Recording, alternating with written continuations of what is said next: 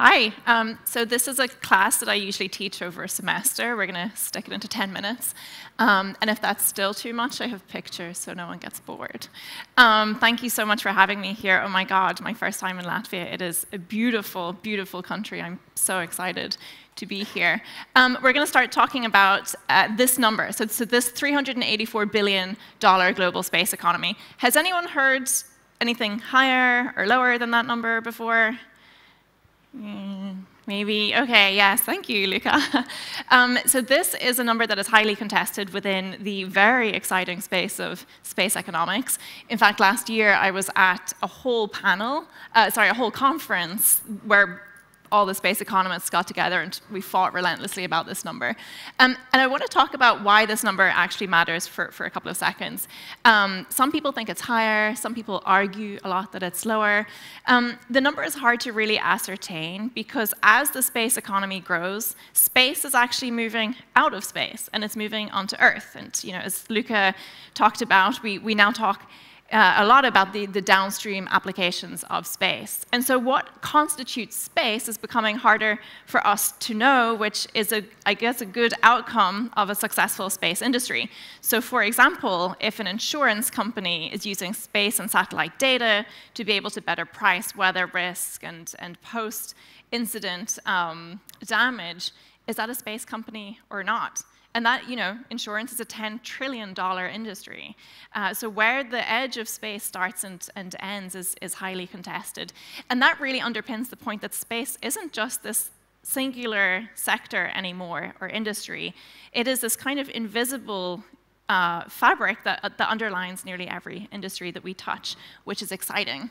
I want to talk quickly about the top left quadrant of this graph, which is the government spending on space. So you can see here nearly $60 billion in the US spent on space alone, which is higher than all of the other governments combined.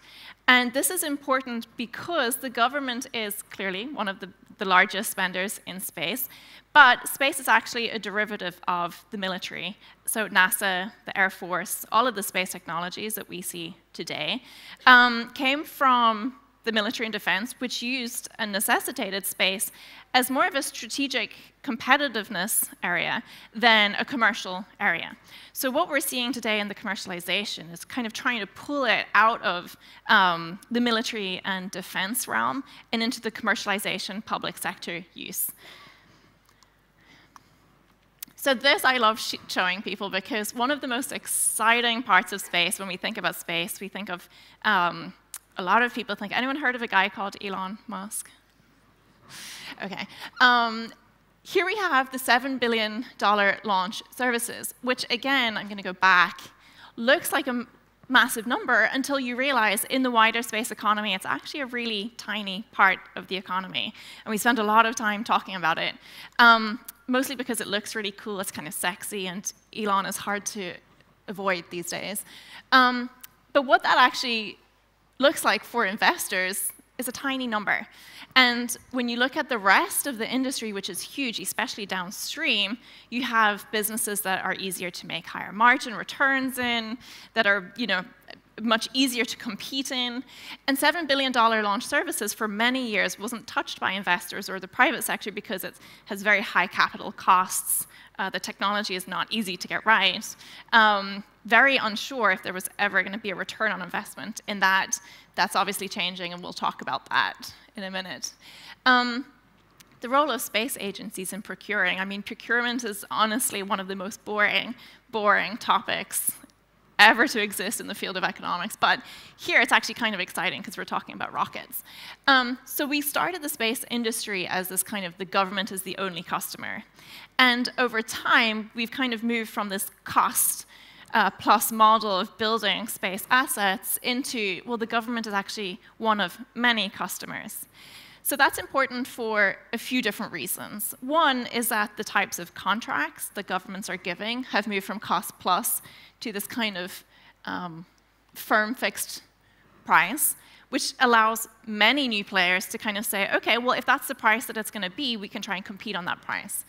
But it's not only meaning that the government is now one of many customers. The role of the government in these contracting vehicles has changed as well. So the government used to say, OK, we need a rocket, and you build this rocket, and then we'll own it. Well, now the government is saying, you build the rocket, we never want to own it. We never want to own that hardware. We don't want the CapEx, the depreciation of that asset. We're just going to loan it from you. And now we've seen all of these new business models being derived from this because the government are now actually saying, you know, the space industry, is it a subscription as a service model? Maybe, could be. We just want to ride share to Mars. We don't want to own the entire industry to go to Mars. And that is a significant difference to be aware of. So this graph is one of the, you know, never put one of these busy graphs on a talk. But there it is anyway. The reason it's here, and don't spend too much time looking at the details, I want to show you the industry and how diverse it is in terms of the business assets. So whether or not you have a long versus short implementation timeline from building to actually going and doing something and receiving, you know, whether it's revenue or, you know, the outcome of the product. And then the primary business models. There's such a huge range of business models in this industry. And each of these sectors traditionally stayed in their little groupings. So you had many different businesses that stayed in their little groupings. And, you know, ground equipment, for example, they really understood how to sell into those markets. So, for example, selling to governments is very different to selling to private businesses. Anyone ever sold to a government before? Yeah, it's its own thing.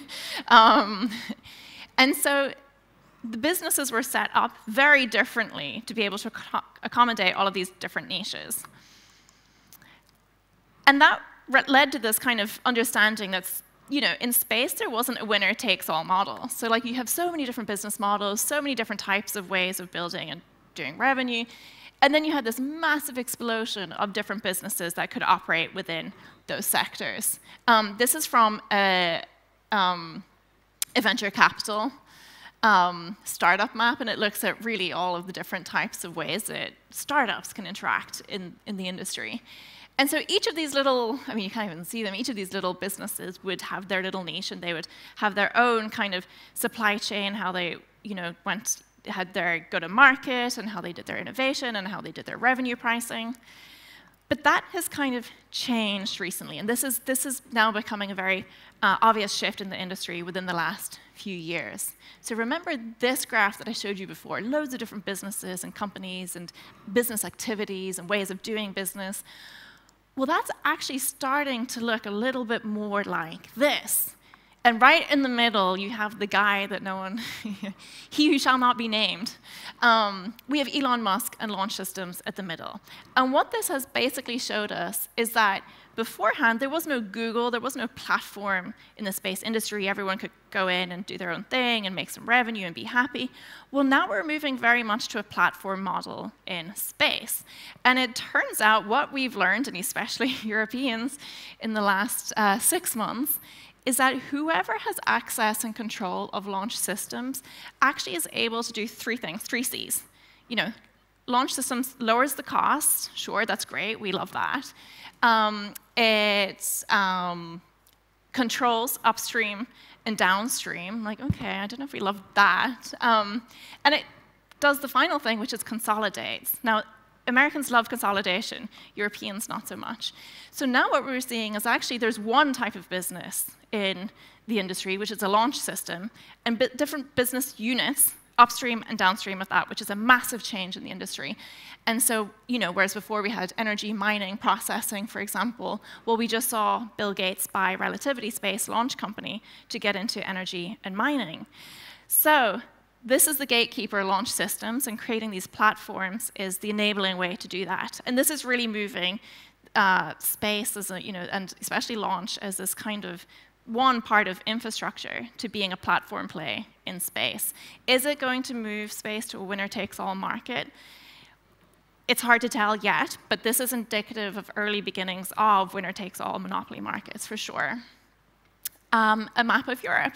So on the left-hand side, and this is really amazing because we can actually see, well, Europe is not just sitting back doing nothing when it comes to space, although this is something that we hear frequently because we don't have Elon Musk, we don't have anything. This is simply not true. On the left-hand side, we have so many different types of rockets that are being built in Europe, reusable, expendable, dedicated versus rideshare. We have so many different types of rockets. It's amazing. My favorite one is called the Baguette one, French.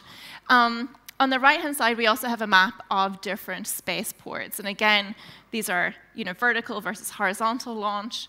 7 of them being developed or under development in the UK shows very clear strategic policy that is connecting civilian and military use cases into this dual-use capacity. And we're going to start seeing that across Europe a lot. Dual use is the big keyword at the minute. Everyone's excited about that. And so this is really exciting because Europe is really getting involved in that. OK, so we have, we have a map that's left over on this slide.